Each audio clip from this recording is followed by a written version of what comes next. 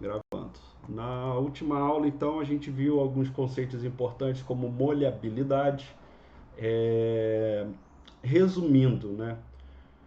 A rocha ela pode ser molhada pela água e pelo óleo. O que, que a gente espera? Que ela seja molhada pela água. Então, quando a rocha ela é molhada pela água, ela permite que o gás e o óleo permeiem, fluam, né? E isso é interessante.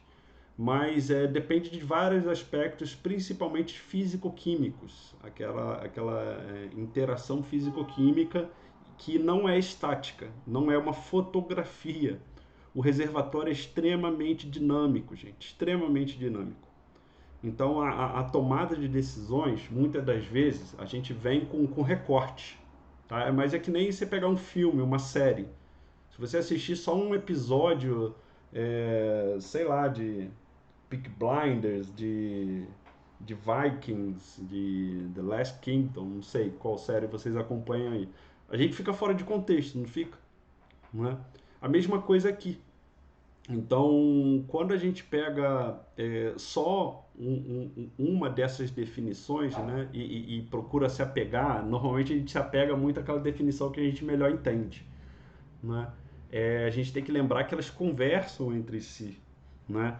E quando você pega uma amostra do reservatório, você entende, ó, opa, consegui aferir a molhabilidade, a mobilidade, a compressibilidade, tem aqui o diagrama, tem aqui a curva de permeabilidade relativa, tem a porosidade dessa área, a permeabilidade, tá, beleza.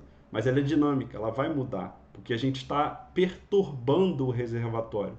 Como a gente está perturbando aquele meio através de poços, né? Então tem poços injetores, poços produtores, não é? Então é complexo, né? Daí essa necessidade interdisciplinar quando a gente está falando de reservatório, tá? Aí eu já até isso daqui é aquilo que eu só apresentei, né? Que eu falei que eu não vou cobrar, mas essa parte aqui é importante. Mobilidade, molhabilidade que a gente já viu.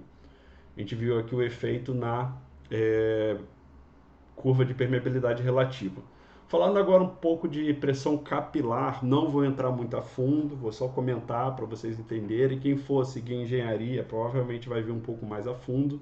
É um pouco complexo, envolve também outros aspectos, mas de uma forma geral é a diferença de pressão existente entre duas fases decorrentes das tensões interfaciais. Então, o que é tensão interfacial? Não é? Então, por exemplo, quando a gente pega um lago, uma água, se você for tacar uma pedra para tentar fazê-la quicar, não é? E quicando, quicando, ela vai quicar algumas vezes, né? Nessa tensão superficial da água. Então, aquelas moléculas que estão ali em cima, elas tendem a tensionar umas às outras horizontalmente, tá? E elas formam uma fina película, tá? Essa tensão interfacial. Então, quando você tem uma camada de água e uma outra camada de óleo, ali na fronteira, né, ali na interface, existem diferentes tensões. Tem uma tensão da fase oleosa e uma tensão da fase aquosa e tem uma tensão entre elas, não é? Marcela deve estar travando um pouco aí, mas acho que na gravação, acho não, na gravação não vai porque eu não estou pegando da tela, né? Estou pegando aqui diretamente do meu computador. Mas deixa eu ver o que eu posso reduzir aqui. Aqui eu já reduzi que tinha que reduzir. Então, essa daqui é a fórmula, pressão capilar. A gente vai levar em consideração a aceleração gravitacional, a altura do capilar, né, que seria um diâmetro, que aqui a gente vai ver um pouco mais à frente. Isso daqui, tá vendo? Essa altura do capilar. A gente vai ver também as densidades da água e do ar, né? Então, a diferença de densidades, né? Então, isso daqui vai ser igual, né? Resumindo, né? Que seria então a gravidade vezes a altura vezes a variação de densidade, tá? O deslocamento de fluidos nos poros de um meio poroso é auxiliado ou dificultado pela pressão capilar. Então, como vocês podem ver aqui, olha, quantos capilares nós teríamos aqui, né? 5. e aqui 6, 7, tá? Então reparem, tá aqui. Então imagina uma rocha, né, com todas aquelas uniformidades ou não, né, que a gente viu a depender da variação do grão, se ele é arredondado, não é? Da textura, da molhabilidade. Então, quanto mais opções de caminhos nós tivermos, né, isso daqui vai influenciar diretamente na pressão capilar, tá vendo? Então, essa capacidade que o fluido tem aqui, ó, de surgir, daí o termo surgência, né? Então, repare aqui, olha, como ele está surgindo, ele consegue surgir a depender do capilar, tá? Então, para manter o meio poroso parcialmente saturado com uma fase não molhante, não é? Então, ali no caso, vocês lembram que o ideal é que o óleo ele seja não molhante, né? Que a água seja o fluido molhante, ou seja, ela vai aderir à rocha, ela vai impregnar a rocha, e a fase não molhante é saturar aquilo daí. É necessário manter a pressão deste maior do que da fase molhante, né? Então essa diferença de pressão é a pressão capilar em um meio poroso, tá?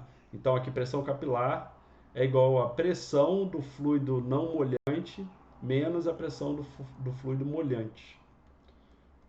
Aqui um exemplo. Então, só para vocês entenderem aqui, ele está fazendo uma analogia, como eu falei para vocês, vai depender, né, do que está molhando, vai depender da granulometria, da distribuição, da uniformidade ou não do reservatório. Então, todos esses conceitos são vários tijolos. Eu estou apresentando os conceitos e eles não fazem muito sentido isolados. Eles vão começar a fazer um pouco mais de sentido quando eu apresentar todos eles. Aí vocês vão juntar e conseguir construir, né, essa imagem, né? Então, fazendo outra analogia, seria como se fosse um quebra-cabeça. Eu estou apresentando peça por peça, mas no final vocês têm que ter essa visão geral, né? Que seria esse overview da imagem completa. Então, já fazendo aquela analogia com aqui a distribuição de poros. Então, reparem aqui que a água está sendo a fase molhante, não é? E representada de azul, e o óleo representado de amarelo, a fase não molhante, né? A zona do óleo aqui. Então, a altura do contato, a zona do óleo. A zona de transição é justamente essa zona aqui, olha, onde a gente não consegue definir muito bem, né? Onde você tem uma fase molhante muito presente. E aqui é a zona de água, né? Então você vê aqui que o óleo ele não consegue chegar ao ponto de fluir, né? A permeabilidade relativa ao óleo é muito baixa aqui ainda. Então que é justamente nessa parte aqui, tá vendo? Então essa linha aqui, então olha o que predomina aqui, água. Então se isso daqui fosse uma rocha, uma seção permoporosa, olha como estaria a distribuição, né? Você vê que a água predomina. Então aqui é a zona de transição, né? Então vamos imaginar que aqui é a água azul, né? E essa parte aqui ao invés de ar seria óleo, né? Então dessa parte até aqui, então nessa seção aqui, ó, nessa altura nós teríamos uma distribuição parecida com essa. Aqui, olha, o óleo já predominando, já conseguindo fluir, né? E aqui o óleo fluindo de vez, tá? Então seria uma forma de fazer uma associação com isso. Então aqui o aumento da pressão capilar nesse sentido, o aumento da saturação nesse sentido. E aqui diferentes permeabilidades. Então, já pegando outro conceito de saturação, pressão capilar e permeabilidade. Então repare que a rocha ela pode ter aqui três permeabilidades, né? Permeabilidade 1, permeabilidade 2 e 3, aqui representado por esfera, triângulo e quadrado, né? Na verdade aqui está mais para um retângulo. Mas reparem que a curva de permeabilidade, né, a capacidade de fluir, vai ser diferente. Então, aqui para uma mesma pressão capilar, né, para uma mesma saturação, a depender da permeabilidade, eu vou ter uma capacidade de fluxo diferente, tá? Então é isso que a gente pode tirar desse gráfico. Então ali repare que a permeabilidade daqui ela é maior do que a K2, que é maior do que K3. Essa daqui é onde nós temos o menor valores de permeabilidade. Então, falando agora de comportamento dos fluidos, né? Então, o que predomina é lógico que a gente tem a água, né? Mas a água é um fluido um pouco mais fácil de entender porque ela tende a ser uma mistura homogênea. É lógico que quando ela está associada ao óleo, né, ela vai ter interações ali químicas que ela vai acabar tendo um pouco de mais de compressibilidade, por exemplo, ela pode ter um gás saturado nela. Mas falando agora do óleo e do gás, né? Então, o comportamento do fluido, primeiro a gente tem que entender o estado físico, né? Então, aqui o estado físico do que a gente está falando são de hidrocarbonetos. Então, depende não apenas da sua composição, mas fundamentalmente das condições de pressão e temperatura que a mesma está submetida. O que isso quer dizer? Isso quer dizer que um gás, quer dizer que um metano, etano, propano, butano, né, que são aí as formas mais simples gasosas do hidrocarboneto, a depender da pressão e da temperatura, eles vão estar líquidos, né? Ou seja, uma estrutura de hidrocarbonetos que na condição normal de temperatura e pressão, aqui na linha de vida, aqui na condição onde nós estamos, ele estaria na fase gasosa. Se você aumentar a pressão, você pode simplesmente fazer com que ele liquefaça, tá? Então, ó, óleo é a parte que permanece no estado líquido, quando uma mistura líquida de hidrocarbonetos é levada a condições de reservatório, né, para condições de superfície. O gás é o nome dado à mistura de hidrocarbonetos que, quando estão nas condições de superfície, se apresentam na forma gasosa.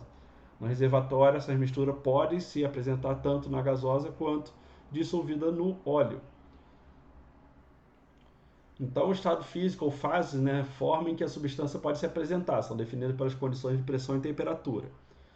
Então, o comportamento das fases, a gente vai estudar justamente a mudança de fase da substância. Então, o comportamento das fases é um aspecto da maior importância para o entendimento do comportamento reservatório de petróleo. E aqui foi até uma questão, né, de Petroquiz ontem, justamente o que é essa representação gráfica da direita, né, a gente vai entender. Então, é o diagrama de fases. Então, é uma representação gráfica que aqui à direita ela mostra uma mistura de hidrocarbonetos, né, o comportamento de uma mistura de hidrocarbonetos.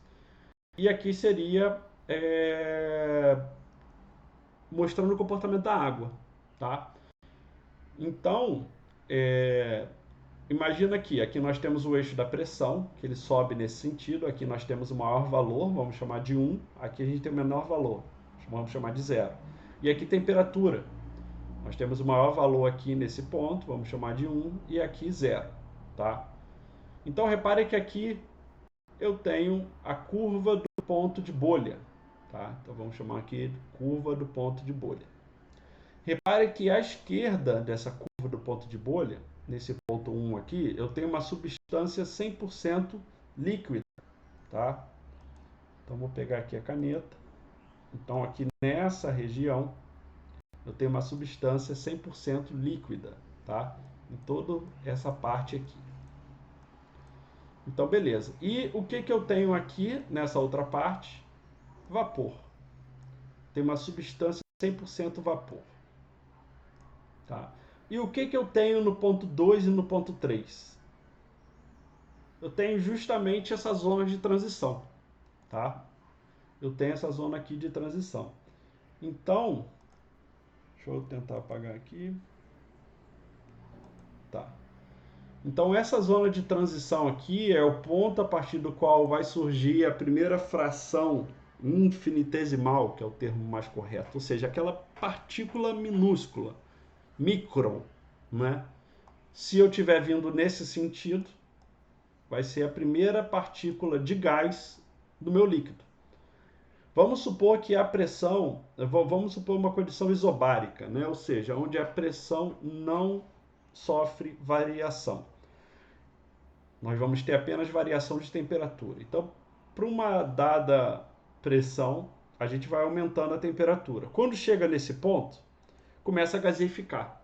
É que nem a água quando a gente coloca para ferver, né? Na condição normal de temperatura de pressão, na CNTP, a 100 graus a gente começa a vaporizar a água.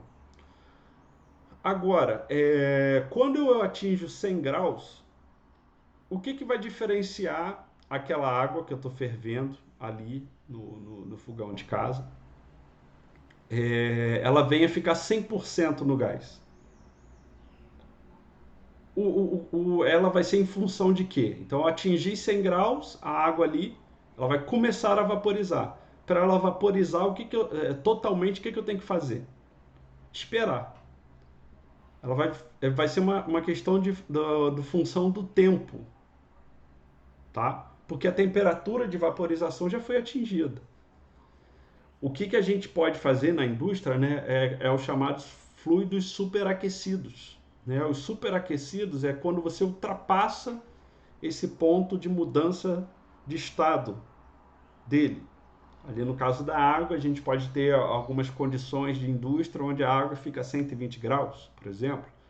É um fluido superaquecido, ou seja, eu ultrapassei o ponto a partir do qual ele acaba gerando uma mudança de fase e eu consigo talvez antecipar essa vaporização, que passa a ser uma função do tempo, tá?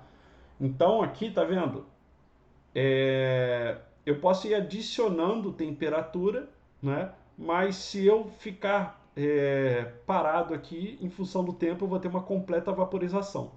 Então esse é o comportamento da água, tá? Vamos considerar aqui H2O, né? Sem tirando do contexto de petróleo, né? Porque a água dentro do contexto de petróleo ela vai ter resquício de enxofre, de dióxido de carbono, de alguns hidrocarbonetos leves, principalmente, não é? Então não, vamos simplificar o problema. Imaginar a água destilada, tá? Mas quando eu venho aqui eu tenho uma mistura complexa, que é a mistura de hidrocarbonetos, tá? Então, olha só, dado uma mesma condição também isobárica, tá? Não há variação de pressão, apenas variação de temperatura. Então, o que está acontecendo? Nesse ponto 1, eu tenho uma substância 100% líquida, tá? Ou seja, toda essa região aqui, à esquerda do envelope de fases, tá? Envelope de fases é esse balão aqui. Então, isso aqui é meu envelope de fases. Então, à esquerda dele, eu tenho uma substância 100% líquida, tá? Então, olha aqui, então dentro dessa variação de pressão e dentro dessa variação de temperatura, se eu escolher qualquer ponto aqui, eu consigo ter a certeza de eu estar tratando de óleo, tá? Agora, esse ponto aqui, né, é o ponto de bolha, né? Daí essa parte aqui ser chamada de curva do ponto de bolha, até que o ponto crítico, a gente já vai chegar aqui. Então, aqui, qualquer ponto dessa curva é o ponto a partir do qual vai surgir a primeira porção de gás. Dentro desse envelope de fases, eu tenho uma zona mista, tá? Então aqui é onde justamente o gás e o líquido vão coexistir, tá? Então conforme eu vou adicionando temperatura, eu vou aumentando a proporcionalidade de hidrocarboneto na fase gasosa, tá? Esse ponto 3 é o ponto de orvalho, ele faz parte da curva do ponto de orvalho, tá? Então aqui é onde eu vou ter a última fração de líquido, exatamente, de líquido aqui, e a partir daqui eu vou ter uma substância 100% gasosa, tá? Então repare o que vocês têm que entender. Envelope de fase. Dentro do envelope de fase, o que eu tenho? Coexistência de óleo e gás, tá? Essa proporção de óleo e de gás vai depender da variação, principalmente da temperatura, mas a pressão também vai influenciar. À esquerda do envelope de fases, eu tenho substâncias líquidas. À direita do envelope de fases, eu vou ter substâncias gasosas, tá? Mais à frente aqui a gente vai entender um pouco melhor. Então, aqui dali é só para vocês entenderem o que a gente vai ver aí, o principal conceito que a gente vai abordar na aula de hoje. Então, como eu falei, substância pura. Então, aqui olha um outro exemplo dessa substância pura, não é? Então, foi colocado uma pressão 1, pressão 2, pressão 3, pressão 4, como foi posto aqui, tá? Então, tem 4 pressões. Mas repare aqui a temperatura, né? Eu tenho... Aqui é colocado de T1 a T4, sendo que T2 e T3 é igual, tá? Então repare que nessa condição de pressão 1 e temperatura 1, que seria essa daqui, eu tenho um cilindro com uma substância 100% líquida. Quando eu tenho essa condição P2 e T2, né, como vocês podem ver aqui, a pressão é constante. Então, ó, pressão igual, temperatura igual. Mas olha o que acontece aqui. Para o mesmo recipiente, para o mesmo fluido, eu tenho a mesma pressão e a mesma temperatura. Mas olha que nesse momento aqui, eu tenho, olha aqui, apenas uma participação do vapor, no caso de uma substância pura. Vamos considerar a água, que fica mais fácil de entender. E em função do tempo, ela pode ser depois o contrário, para uma mesma pressão e para uma mesma temperatura. Ela ficar predominantemente gasosa com apenas um resquício de líquido. Ficou claro isso para vocês? Conseguiram entender que para uma mesma pressão, uma mesma temperatura, para uma substância pura, eu posso ter dois cenários completamente distintos e que esse cenário vai variar em função do tempo? Então, olha aqui. Nesse último ponto, eu tenho uma substância 100% vaporizada. Uma pressão de condição, pressão 4, temperatura 4. Lembrando que aqui, para esse exemplo, as pressões não variam, tá? Só a nível para a gente poder fazer essa diferenciação. Então, isso daqui seria esse cilindro com fluido, só para a gente poder visualizar melhor, tá? Então, para a gente poder entender melhor esse diagrama de fases de uma substância pura, tá bom? Então, agora falando de uma mistura de hidrocarbonetos, tá? Então, aqui de novo, vamos fazer agora aquilo que eu já tinha apresentado para vocês, só que fazendo analogia com os cilindros, né? O que está ocupando, de fato, o espaço dentro dos cilindros. Então, eu tenho aqui pressão constante, tá? E as temperaturas. Reparem que agora T2 é menor do que T3, tá? Então, olha aqui, ó, T2 é menor do que T3, isso é verdade. Olha aqui no eixo das temperaturas.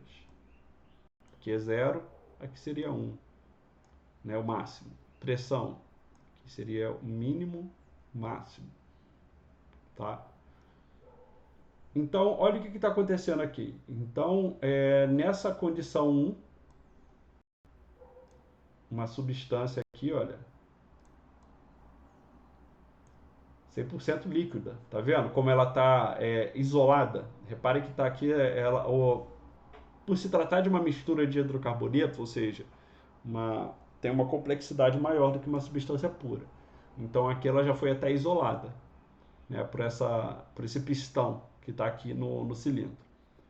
Repare que quando eu atingo esse ponto aqui, há o surgimento da primeira partícula de gás. Então olha aqui, vaporizou.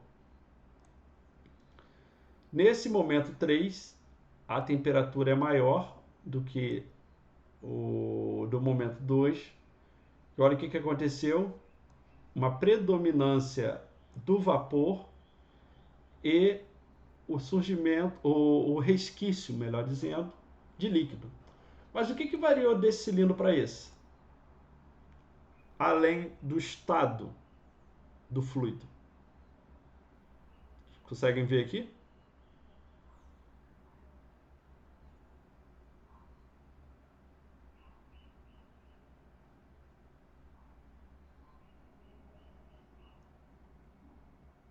Opa, passei sem querer. Temperatura, o tempo, mas o que variou aqui desse cilindro 2 para o cilindro 3, a nível do fluido?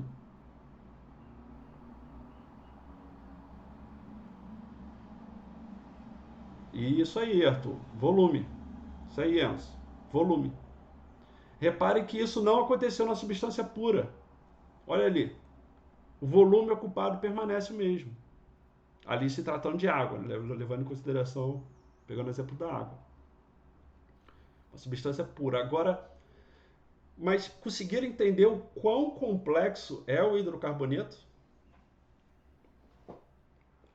Então, essa variação de volume que ele leva em consideração. Então, lá atrás a gente não estava tendo que falar de volume. Aqui a gente está tendo que falar de volume. E você ter uma refinaria, você ter um navio, uma plataforma para receber o volume do cilindro de 2 e outro volume de 3 é completamente diferente. Ali o volume mais do que dobra, tá? Ah, tá. Você não está conseguindo ver aí não, Murilo? Ah, tá. Aqui, olha. Então vou até limpar aqui primeiro para. Repare que aqui nessa condição eu vou pegar. Olha o volume ocupado pelo fluido. É isso daqui. Atenção ao volume agora.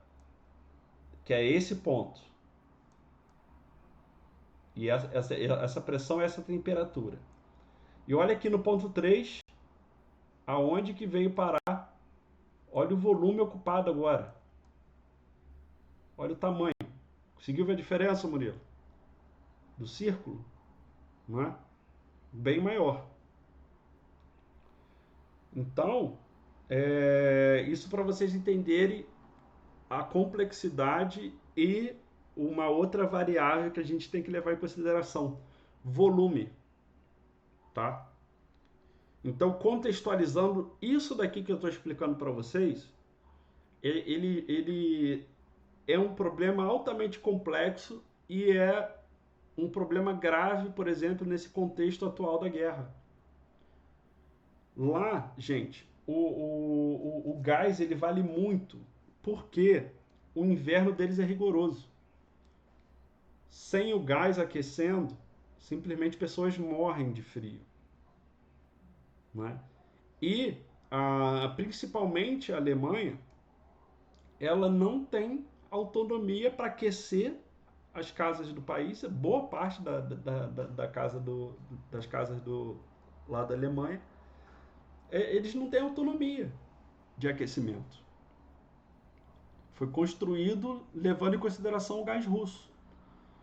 Só que a forma como ele chega é através de gasoduto. Agora, uma alternativa a isso seria você importar gases de outros lugares. Teria que ser ali do Mar do Norte, da Argélia. Eu já até mostrei para vocês a alternativa, só que isso leva tempo. Qual é a outra alternativa? Você, por exemplo, pegar o gás excedente aqui do pré-sal do Brasil e levar para lá. Você acha que compensaria colocar um gasoduto aqui, aí do campo de Búzios, aí do lado de vocês, e levar lá para a Alemanha?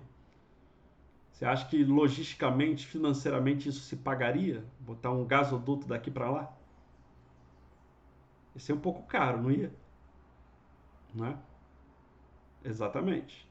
E fora que a nível de viabilidade, você ia ter que ter muitas bombas no meio do caminho para você repressurizar e fazer o gás chegar até lá. Né? Exatamente, inviável. Qual é a outra opção, então?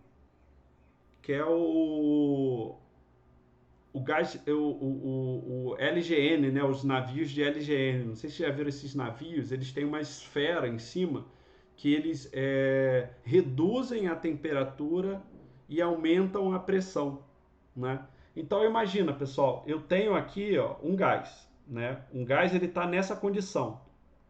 Aqui, deixa eu limpar aqui o slide novamente. Uma substância 100% gasosa, tá? Vamos supor que ela está aqui. Olha a temperatura que ela está, beirando o máximo. Olha a pressão que ela está. Aqui. Então, para que essa substância aqui, vapor, olha o volume que ela está ocupando. Para que ela ocupe esse volume aqui, o que eu tenho que fazer no diagrama de fase? Qual o caminho que eu tenho que percorrer? O que eu tenho que fazer para pegar esse gás? Vamos botar um exemplo aí. Esse gás que está aqui no campo de Búzios, do pré-sal, e levar lá para a Alemanha. Eu já vou chegar na questão do ponto crítico, Miguel, mas aqui não passa por aí. O que eu vou ter que fazer? Mecanicamente,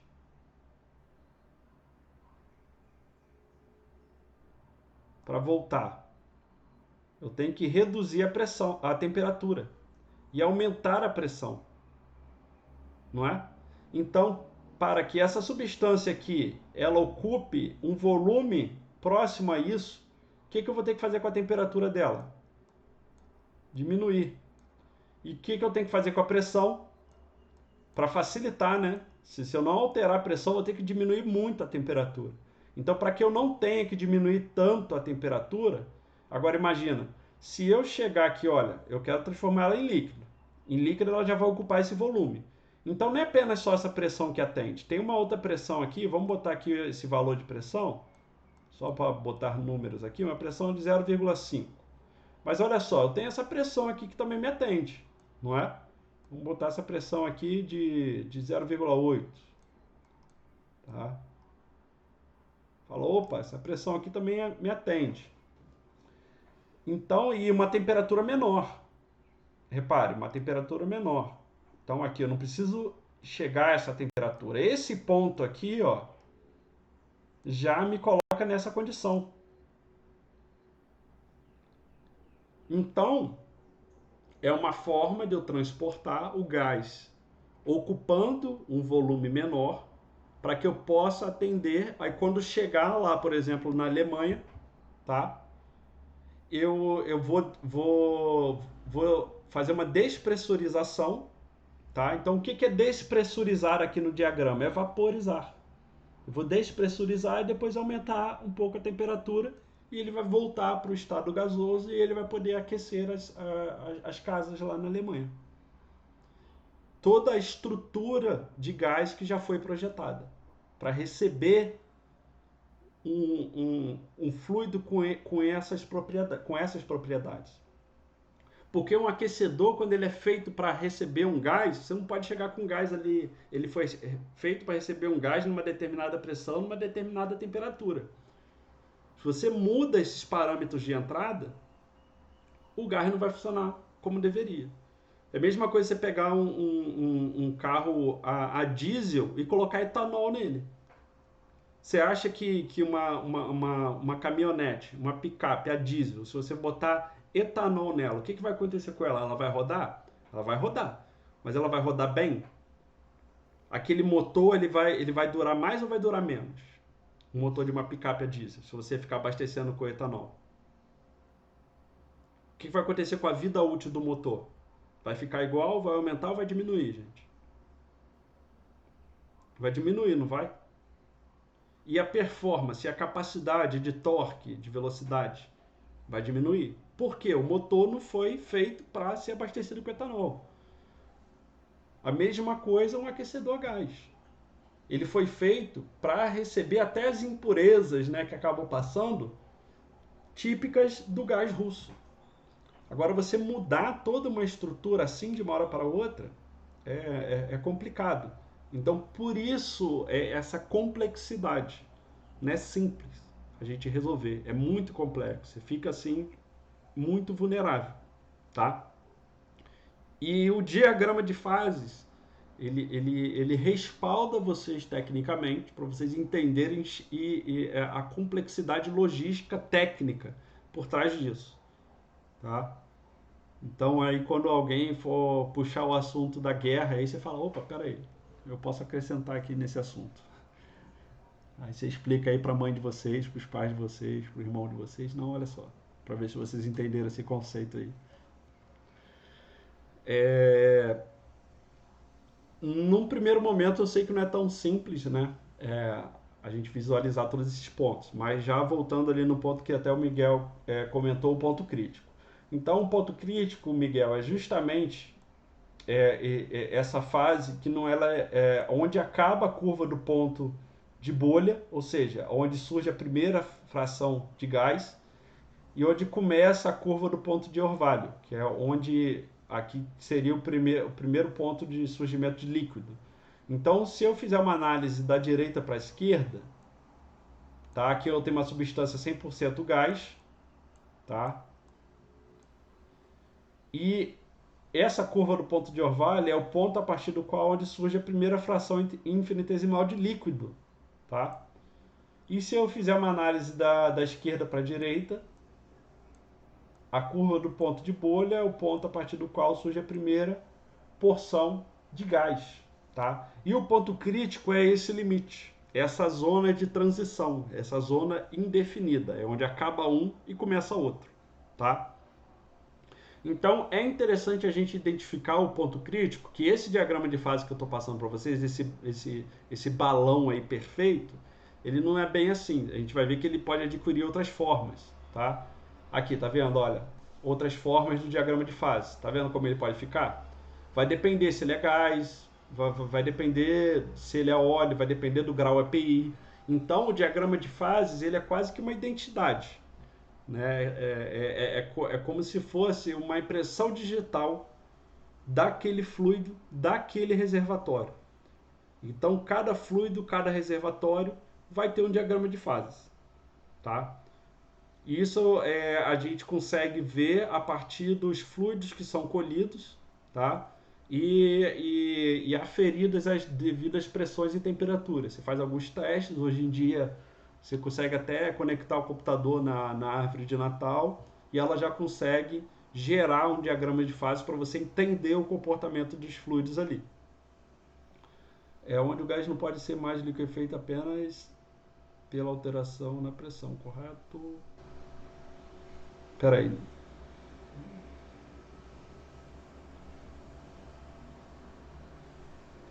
A gente pode. Eu não entendi. O gás liquefeito não pode ser mais liquefeito apenas pela alteração da pressão. Vai depender do gás, Miguel. Vai depender, porque eu vou mostrar outros aqui. A gente tem que experimentar os pontos no diagrama de fases. Tá? Eu não posso cravar isso, mas a gente vai fazendo uns exercícios aqui, eu vou rabiscando, e vocês vão vendo que vai depender. Às vezes mas é química. Mas aqui é química mesmo. Só que é química do hidrocarboneto.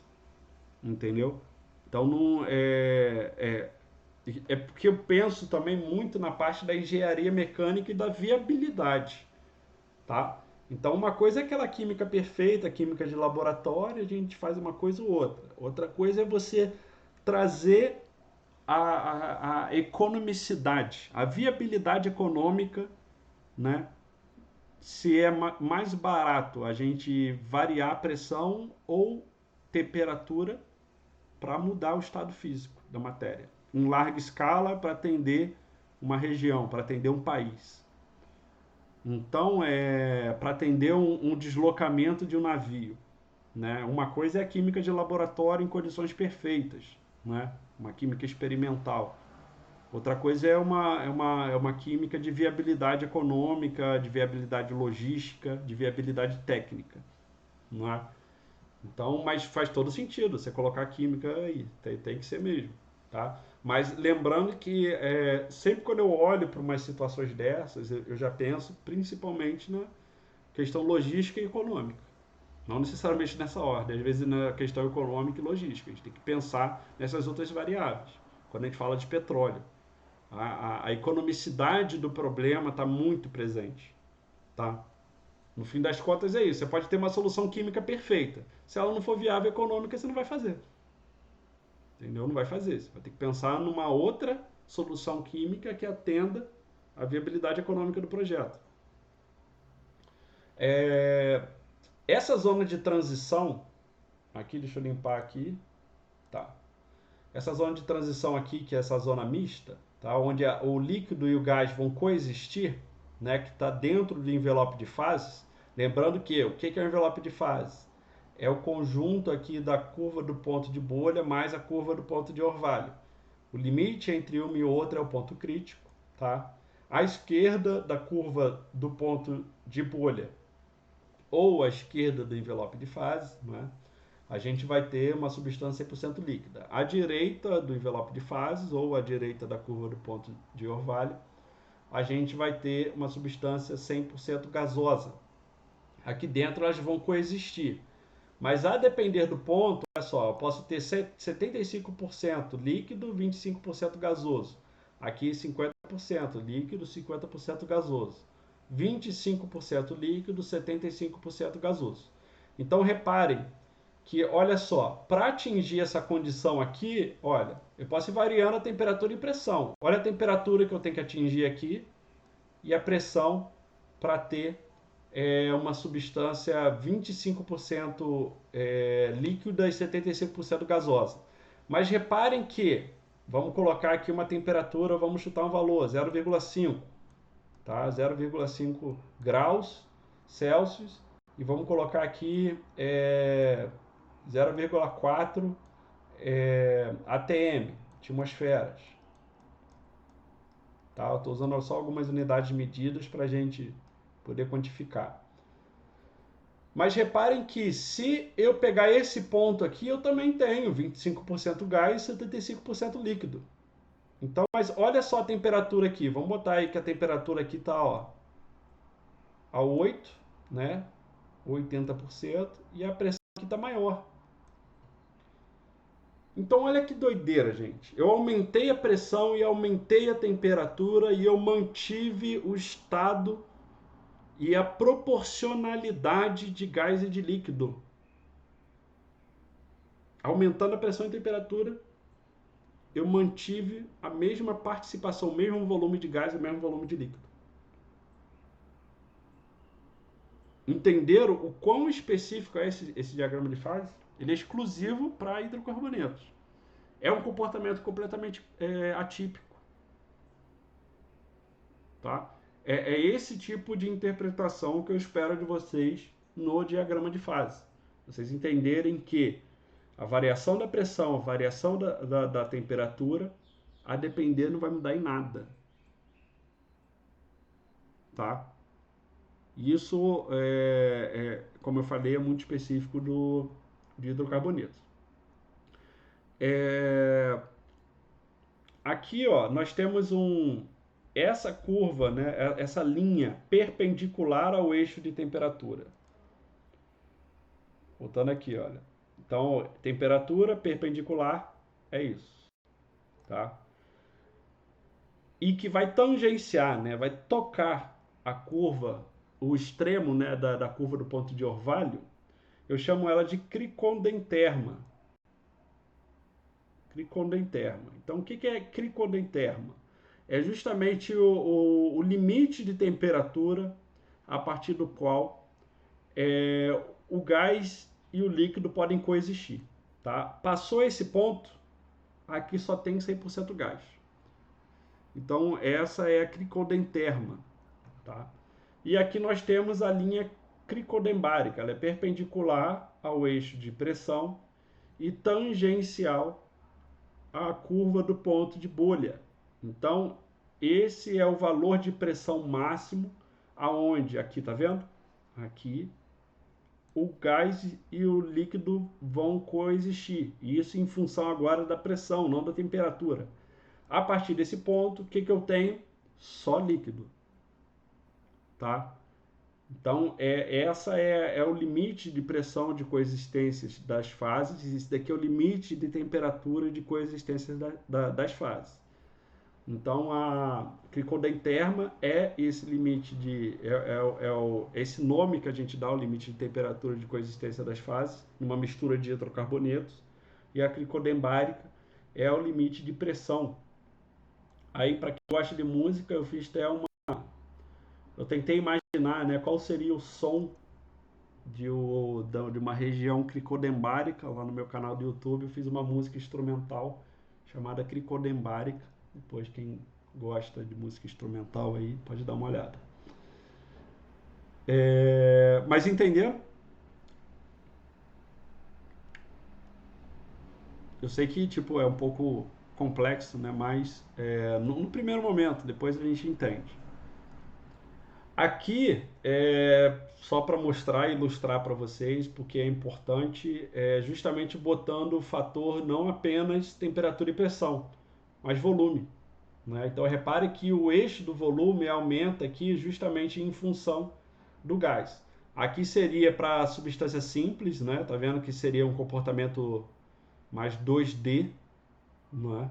Ou seja, o volume ele não vai impactar como aqui, para uma substância pura e para uma mistura. Tá? Então repare que para uma mistura nós temos um problema em três dimensões. Por quê? A variação da pressão e temperatura vai influenciar na variação do volume. Tá? Então aqui, olha, eu tenho a parte curva do ponto de bolha, bubble point line, né? Então aqui 100% líquido, aqui aqui para fora do dew point line, que seria a curva do ponto de orvalho, ponto crítico, temperatura, e aqui a coexistência das fases. Tá? Aqui no caso está em Fahrenheit. Entenderam aqui? Só para vocês terem a variável volume em questão. Então, para a aula de hoje eu vou parar aqui porque já é muita informação. Na próxima aula a gente vai falar dos diferentes diagramas de fases para os diferentes tipos de reservatório. Então, por exemplo, vou ter um óleo de alta contração, de baixa contração. E o que isso vai influenciar no diagrama de fase? Eu tenho reservatório de gás úmido, reservatório de gás seco. E o que isso vai influenciar no diagrama de fase? Então, você pode, se quiser, Miguel, abrir o microfone só para eu entender melhor essa pergunta. Você falou onde o gás não pode ser mais liquefeito, tá? Então, pela alteração da pressão, correto? Mas você está falando de qual parte que eu falei, não é? Daí que eu não entendi, não ficou claro. Ponto crítico, mas isso aí é que eu aprendi isso aí em um livro de química e é sobre laboratório e substância pura. Eu me confundi completamente. Sim. Porque o ponto crítico em substância pura é o ponto onde o gás não pode mais ser liquefeito através de uma mudança exclusivamente na pressão. Você tem que mexer a temperatura também. Mas nesse caso aí eu viajei.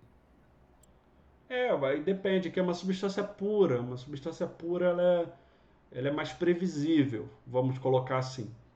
Ela é bem imprevisível. Mas reparem que quando a gente está falando disso daqui, vocês têm que lembrar que esse comportamento que o diagrama tá descrevendo, ele é em função da porosidade, permeabilidade, mobilidade, molhabilidade, pressão capilar, permeabilidade relativa.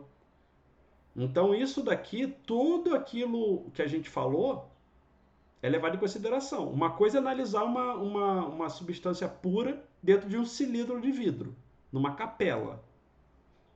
Outra coisa é você analisar uma mistura de hidrocarbonetos dentro de uma rocha que a pressão está mudando, que a temperatura está mudando, que você tem um poço injetando água, outro poço produzindo óleo, tá? Onde você tem uma rocha com interações, que a mobilidade vai estar mudando constantemente, a molhabilidade também. Então lembra que não é um ambiente controlado, é um ambiente dinâmico, tá? Então sim, mas é importante você fazer sempre a analogia, falar, pô, olha como é o comportamento de uma substância pura.